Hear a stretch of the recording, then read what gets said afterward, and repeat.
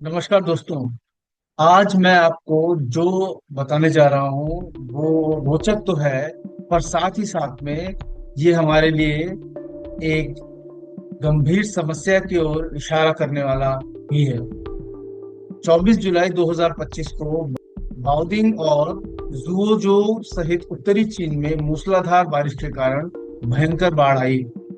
इसके कारण चीन के स्टेट फ्लड कंट्रोल और ड्राउट रिलीफ हेडक्वार्टर्स ने 5 उत्तरी क्षेत्रों में लेवल 4 इमरजेंसी रिस्पांस प्रतिक्रिया शुरू कर दी है।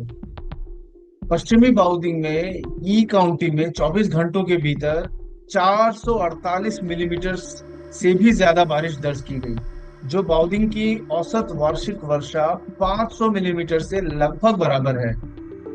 इस बारिश के परिणाम स्वरूप सड़कें जलमग्न हो गई, पुल और सड़कें कट गई और 6,000 से ज्यादा घरों से लगभग 20,000 लोगों को तत्काल निकाला गया है।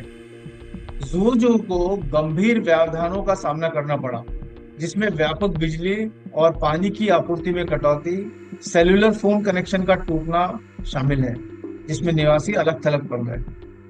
2023 में निवासियों ने बताया कि वे कई दिनों तक बिना बिजली के फंसे रहे और स्थानीय अधिकारियों की ओर से तत्परता और उपस्थिति की कमी की आलोचना की, जबकि कुछ ने कहा कि उन्हें कोई चेतावनी नहीं मिली थी।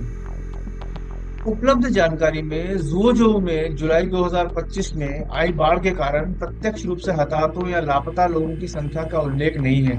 हालांकि 2025 के लिए व्यापक क्षेत्रीय और राष्ट्रीय आंकड़े संदर्भ प्रदान करते हैं।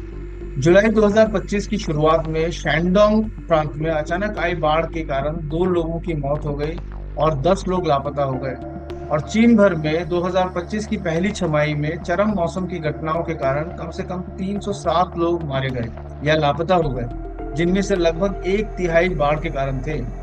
ऐतिहासिक तुलना के लिए हेबई प्रांत में 2023 की बाढ़ में 29 लोगों की मौत और 16 लापता होने की सूचना मिली, जबकि बीजिंग में 33 मौतें और 18 लापता होने की सूचना मिली। बार बार होने वाली स्थिति एक परसिस्टेंट वल्नरेबिलिटी को उजागर करती है, जिसमें इकोनॉमिक बॉटलनेक्स पैदा होती हैं। चीन का $2.8 ट्रिलियन का कृषि क्षेत्र अत्यधिक वर्षा और बाढ़ के प्रति अत्यधिक संवेदनशील है। 2025 की शुरुआत में चीन भर में प्राकृतिक आपदाओं में 2.19 मिलियन हेक्टेयर फसलों को नुकसान हुआ है।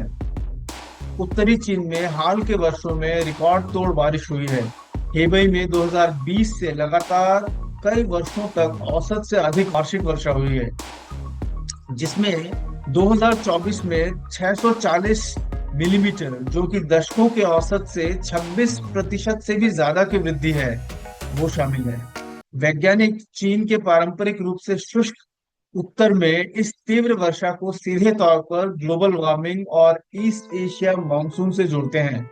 ये प्रवृत्ति चीन की पुरानी बाढ़ सुरक्षा के लिए विकट चुनौतियां पेश करती हैं और विस्थापन का खतरा पैदा करती हैं। ज़ुओजो के बाढ़ की आशंका एक सतत समस्या है। ठीक 2 साल पहले 2023 में शहर ने डोक्सुरी टाइफून से विनाशकारी बाढ़ का सामना किया था, जिसने बीजिंग और आसपास के इलाकों में 140 साल पहले रिकॉर्ड किए गए रिकॉर्ड के बाद से अभूतपूर्व बारिश ला दी थी। 2023 की बाढ़ ने ज़ुओजो के लगभग 150 गांवों के 1 लाख से ज्यादा निवासियों को प्रभावित किया, जिसमें 225 स्क्वायर किलोमीटर और लगभग 700 हेक्टेयर कृषि भूमि जलमग्न हो गई थी।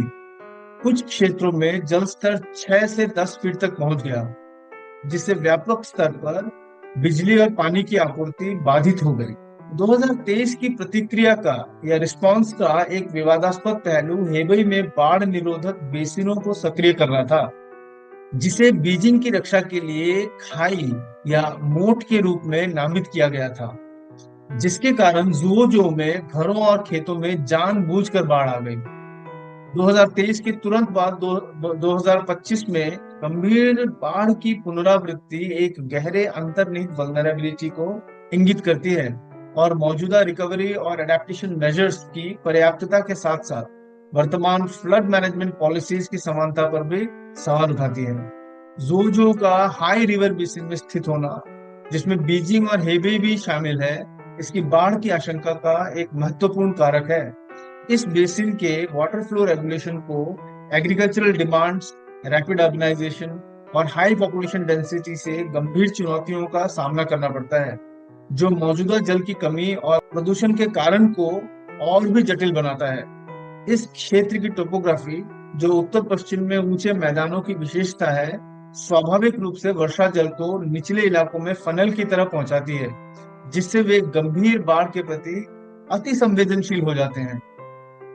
चीन सक्रिय रूप से अडेप्टिव स्ट्रेटजीज विकसित कर रहा है, जिसमें 2022 में प्रकाशित उसकी दूसरी नेशनल एडेप्टेशन स्ट्रेटजी भी शामिल है, जिसका लक्ष्य 2035 तक क्लाइमेट रेजिलियंस हासिल करना है।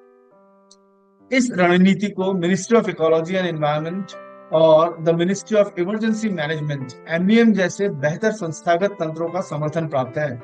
स्पॉन्ज सिटीज की कंसेप्ट चीन के प्रयासों का एक हिस्सा है, जो शहरों को अधिक रेजिलिएंट बनाते हैं, जिसमें ट्रेडिशनल इंफ्रास्ट्रक्चर को नेचुरल मटेरियल से रिप्लेस किया जाता है और वेटलैंड्स को तूफानी पानी सोखने के लिए जगह दी जाती है। कृषि क्षेत्र वाटर टॉलरेंट क्रॉप्स विकसित करके और सिंचाई प्रणालियों को री इंजीनियरिंग करके अडेप्ट कर रहा है।